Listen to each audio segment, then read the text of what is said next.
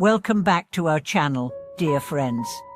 It's always a joy to have you here, walking together through these deep and sometimes mysterious teachings that speak not only to the intellect but to the very core of our being. Today, we delve into a story that may at first sound unbelievable, even supernatural, but stay with me, because what lies beneath this tale is a profound teaching on karma, interconnection, and the sacred weight of all life. Have you ever dismissed something as small, meaningless, insignificant, only to discover later that it held far more consequence than you imagined? Have you ever had a dream that felt more real than waking life? What if I told you that a dream once revealed to a man that the mouse he killed was actually his relative in a different form? This isn't a metaphor. This is a real account of karmic consequence, a reminder that what we take to be trivial in the moment may ripple into lifetimes. Let's begin with the story itself. A man, a successful restaurant owner, was having a seemingly normal day. Business was booming. The tables were full. Laughter and the aroma of food filled the air. At home that night, a mouse scurried across his kitchen floor. Perhaps from instinct, perhaps from frustration. He grabbed a tool and killed it. He didn't think much of it. After all, it's just a mouse, right? But that night, he had a dream, one that would change his life forever. In the dream, his deceased mother appeared. Her presence was grave. Her face carried both sadness and warning. She spoke a single sentence that shattered his sense of reality. "Do you know who you killed today? That was your aunt, your second mother. She had come back in that form, and you struck her down without a thought." He awoke in a cold sweat. His mind reeled. His heart ached. But that wasn't the end. Within days, his life began to fall apart. An accident left him injured. His once thriving business started to collapse. Health issues emerged. Relationships soured. The dream had not been symbolic. It had been prophetic. Karma had awakened. Now, whether or not you believe in rebirth or the transmigration of souls, this story compels us to ask, how do we understand the consequences of our actions? Can we really ever be sure who or what we are interacting with in any given moment? In the Buddhist teachings, all beings, human or non-human, are part of a vast, interconnected web of existence. Life does not end with the body's decay. It transforms, transmigrates, and continues based on karmic momentum. A parent may return as a cat, a brother as a bird, a sister as a dog. We do not know. What we do know is this: every being we encounter is not random. Every meeting, every interaction is karmically woven. This is not meant to instill fear. It is meant to awaken reverence. When we kill a being, no matter how small, we are not merely ending a biological process. We are interfering with a karmic stream, perhaps bound to us by unseen threads. We are declaring war on the sacredness of life. The man in the story had no intention to harm his relative, but intention doesn't erase consequence. In the same way that accidentally ingesting poison still damages the body, ignorance of karma does not protect us from its effects. For now, let's widen the lens. This story is not unique.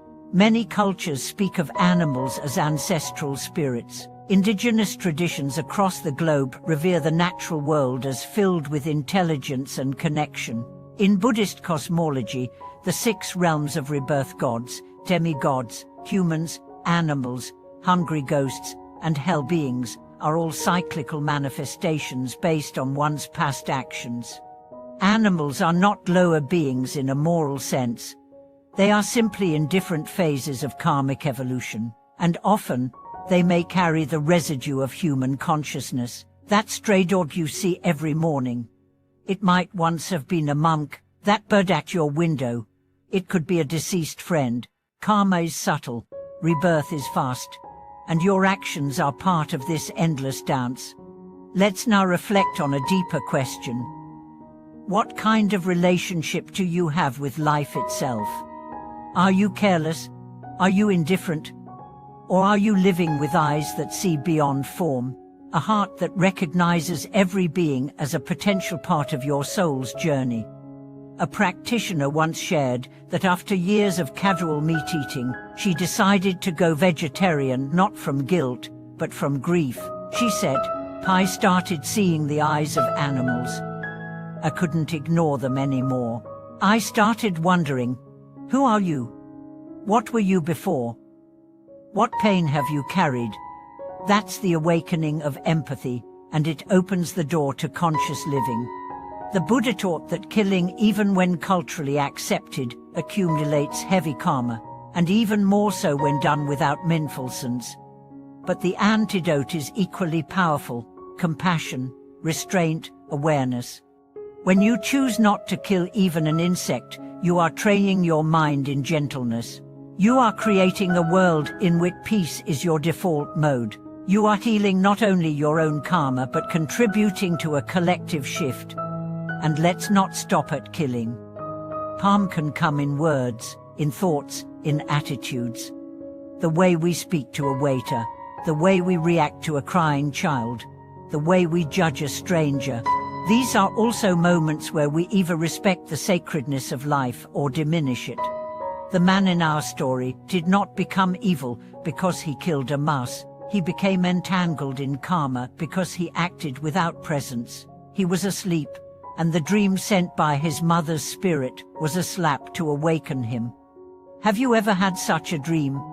One that pierced your illusions, that reminded you that your actions are being watched not by some deity in the sky, but by your own future self. That future self is not judging you. It's waiting for you to awaken. From this moment on, how will you walk? Will you crush the ant because it's in your way? Will you swat the fly because it annoys you? Or will you pause, breathe, and remember, this being wants to live? Just like me.